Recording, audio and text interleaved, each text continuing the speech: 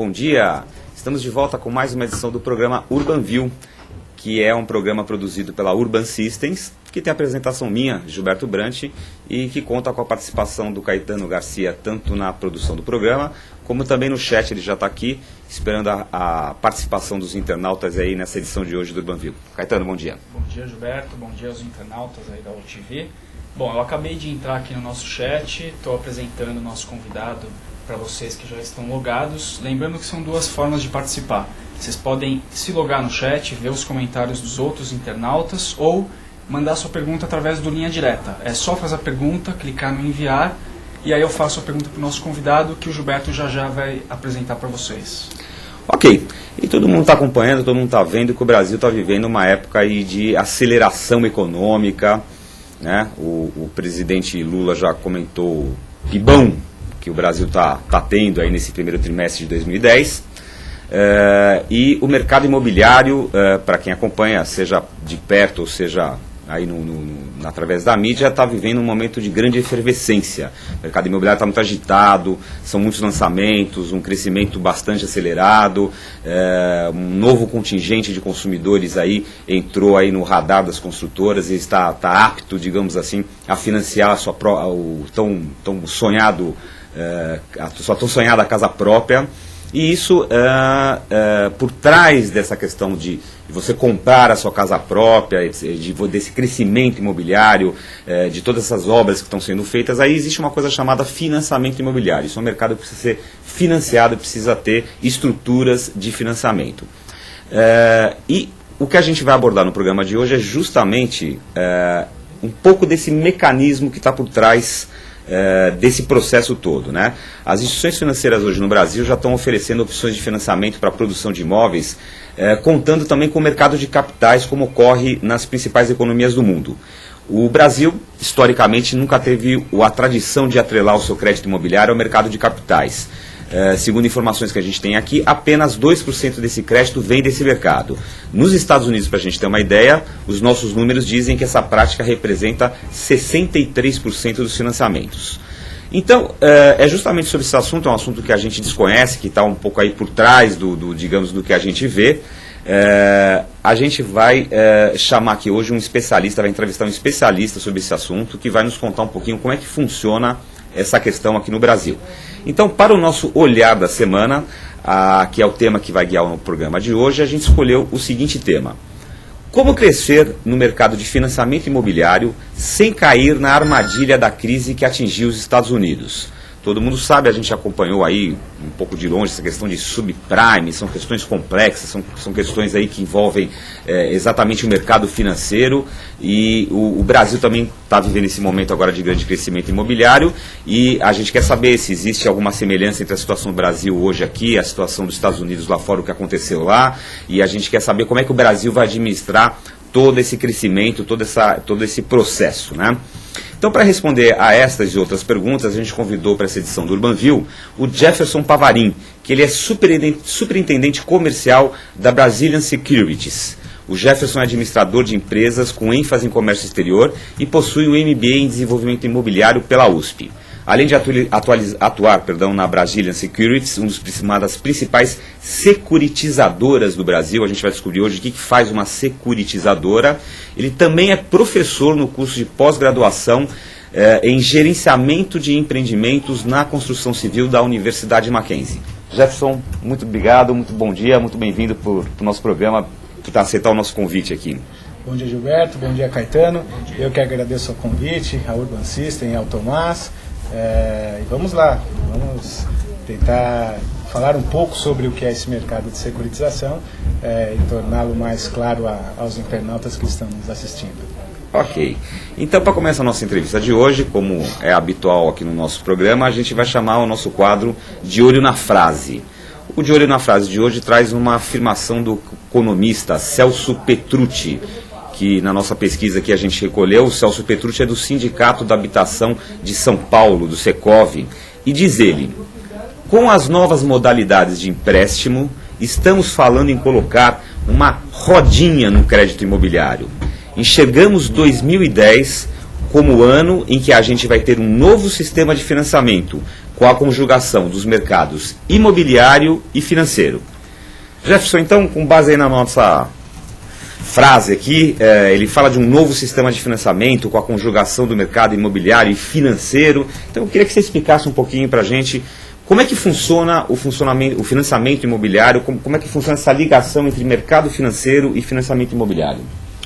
Claro, o Celso foi bastante feliz na frase dele. Eu não diria um novo sistema de financiamento, até porque esse financiamento já existe há alguns anos, mas a conjugação e a interação entre o mercado imobiliário e financeiro realmente está se acelerando e está acontecendo com grande ênfase agora no ano de 2010. Né? Então, basicamente, o financiamento através do mercado de capitais, ou o acesso dos construtores, incorporadores e loteadores, que nós vamos chamar aqui de originadores, tá certo? Para estar simplificando, ao mercado de capitais, tem se dado através do instrumento de securitização. Ok? Securitização nada mais é que um desconto de fluxo financeiro. Ok? Então, eu transformo fluxos de pagamento de crédito imobiliário em um produto negociado no mercado de capitais, chamado CRI, Certificado de Recebível Imobiliário. Ok? Então, para que eu possa fazer essa transformação e que tenha créditos elegíveis à criação de um CRI, eu preciso que sejam adotadas algumas premissas pelos originadores para que nós tenhamos créditos elegíveis e saudáveis a essa situação.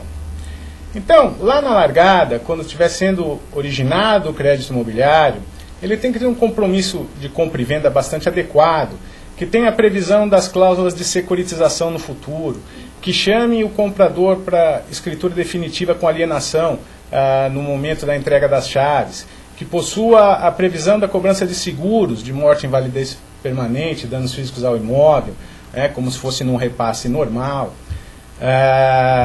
que exista a previsão da emissão da CCI, que é a cédula de crédito imobiliário, e é esse documento que possibilita a transação do crédito imobiliário no mercado de capitais, ok?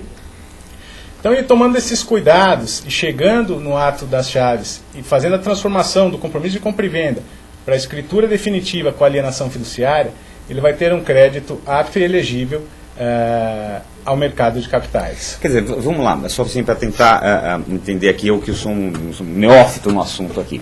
Historicamente, a construtora ou o incorporador, eles ambos escolhiam um terreno, por exemplo, faziam um projeto de um prédio, apresentavam isso, digamos, eu vou falar de uma maneira que depois vai justamente corrigir que é a intenção. Apresentavam isso para um banco, né, colocavam isso daí à venda e começavam a vender. Sempre houve uma parte financiada, digamos, direto com a construtora, normalmente 30% do valor do imóvel, e 70% era financiado pelo tal sistema financeiro da habitação ou a carteira hipotecária, né, que seriam os métodos tradicionais aí que todo mundo conhece quando se fala na compra de imóvel. Então você vai lá, paga um X para a construtora e depois um X, quando o apartamento normalmente fica pronto, a construtora entrega esse apartamento e você passa a pagar ao banco e o banco paga para a construtora. Digamos que a gente poderia chamar que esse é o método histórico tradicional?